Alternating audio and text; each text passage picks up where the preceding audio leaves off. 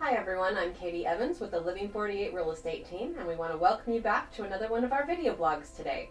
Thank you so much for joining us, and we hope that you're going to get a lot of great ideas from this. So today's video blog is going to be all about 7 mistakes that your sellers should avoid at all costs. Alright?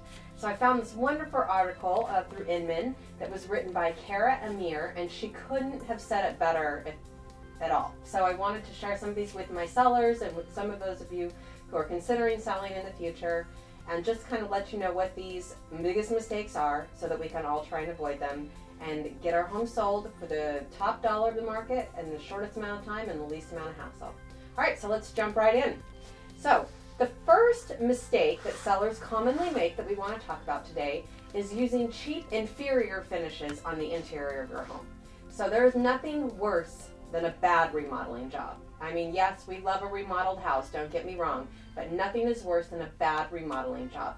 So if you're considering just trying to put a little lipstick on that pig to make it try and maximize the value, I'm going to tell you that it's actually better to leave it alone than to do it poorly. So, for example, if you're wanting to just put down cheap laminate or vinyl plank flooring and pass that off as wood flooring, don't do it. If you're planning on doing your own version of the distressed cabinets in the kitchen, don't do it. The faux granite countertops, there's that spray finish. Guys, you're not going to get the money from it. It's going to turn off more people than it is going to attract them. So truthfully, if you can't do it right, it's better to just leave it alone. All right, so the second mistake that sellers are making right now is not replacing older systems. So you might think that it's totally acceptable to just sell your home with the original roof, the original home ventilation, the old AC that's just sort of chugging along there. After all, next owner can deal with that, right? Well, I've got news for you. The next owner is not going to want to deal with that any more than you want to deal with it.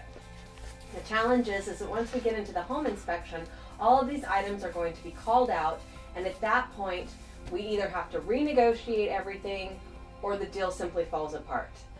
You may get buyers that just get cold feet and choose to cancel right then and there without even giving you an opportunity to remedy anything. So anything that you know is older and is probably going to be an issue, we're probably going to want to take care of that in advance, okay? And it sort of flows right into number 3, which is another huge mistake that sellers are making right now. And that's trying to sell your home with anticipated deal breakers. All right, so what are deal breakers? What are we talking about? Well, the first one that comes to mind in Arizona is an air conditioning unit that's not working, or it's not working properly, a hot water heater that's leaking. Those are probably deal breaker items. Another idea of what a deal breaker might be is homes with the original aluminum wiring, or knob and tube, or pipes that are polybutylene, things that are going to become an insurability issue. Those can be big deal breakers as well. So also unpermitted structures that you have on the property, that again could be a deal breaker. So let's make sure that we're doing things properly, let's make sure that we've got it right, and let's take care of those deal breakers before we even go to market, so it's just not something that deters our buyer anyway. All right, number 4, there are a lot of sellers out there that are reluctant to negotiate or will just flat out turn down an offer. Even if your offer is like $20,000, $50,000 less than what you're willing to sell your house for, I am going to tell you that a bird in the hand is worth 2 in the bush, all right? So even if we think that we've got more offers coming, we don't know that for sure. So let's call their bluff and let's counteroffer. Let's go back and, tell them, hey, you know what? You're $20,000 low, you're $50,000 low. Here's what we are willing to sell it for. And let's call their bluff and see if we can get them up to our price, okay? Again, we don't want to not deal with something that we have in our hands. They may not accept it, and that's fine. We move on to the next one. But we don't want to lose an opportunity just because we chose to be offended over something. All right, so that's a big mistake that sellers can make. All right, another big mistake that sellers can make is overpricing your property. There's a lot of philosophies out there on how to price a property. My philosophy is that we will sell it quickly for the best amount of money and with the least amount of hassle if we spot on price it. All right? Overpricing is the quickest way to make sure that you discourage or alienate a buyer. They're not going to want to make you an offer because they feel like you're unreasonable. Because if you priced your house unreasonable, then you're going to be unreasonable in dealing with their offer and with their requests in the future. So please make sure that when you price your home, you are pricing it spot on for the market that we're in right now. We don't want you to be perceived as an unrealistic seller. All right, number 6 mistake that sellers make in the market: DIYing your home repairs. And I get it. You know, when you lived in the house, you were perfectly capable of taking care of that plumbing or repairing that. Nobody does it as well as you. Why should you pay somebody else to do something that you're perfectly capable in doing? And while you're owning a home, that's great. When you're getting ready to sell a home, that is not so great, okay? You can expect everything, especially those items that have been negotiated on the BINSR, and that's the buyer inspection notice and the seller response after their inspections, that everything's going to be called into question.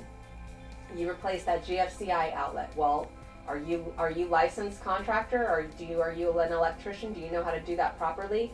It's all going to be scrutinized by the buyer and their agent and the inspectors, because they want to make sure that it's been done appropriately, professionally, and safely. So doing anything DIY at this stage of the game is not to your best interest. All right, and the last one, number 7. I love this one. I'm going to paint a picture for you a little bit here. Choosing to move all by yourself. All right, life happened. Oh my gosh, you got to the U-Haul place late. You were late picking up your truck. Nothing is going according to plan. You thought you would have the whole house boxed up by Wednesday. It's Thursday night and it's still not boxed up. You're supposed to close on Friday. It's now 2 o'clock in the morning. You still have a garage full of junk that you've got to figure out what to do with. This buyer came last night to do their final walkthrough. The house looks like a disaster. You've got to move everything into the moving truck so that then you can go back in and clean the property. It's a nightmare. You guys, it just causes everybody so much stress and so much worry about whether or not we're going to actually be able to close on time.